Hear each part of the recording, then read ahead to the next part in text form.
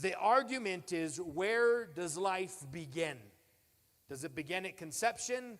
Does it begin when the heart beats for the first time? Does it begin when that child can feel pain? When does life begin? Well, look at this scripture. Life doesn't begin in the womb. Rather, life begins in the mind of God long before our eyes see it.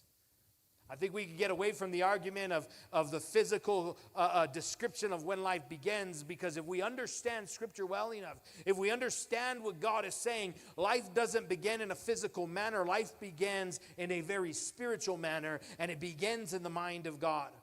The passage beautifully captures the intimate involvement of God in the creation of the person. In other words, yes, mom and dad have their parts, but can I tell you that God has the first part when it comes to creating life, because it starts in his mind long before it starts in any physical sense whatsoever. You see, the psalmist recognizes that God's creative work begins long before birth in a place that the psalmist says is the secret place. How many of you know that a secret place is a place of intimacy?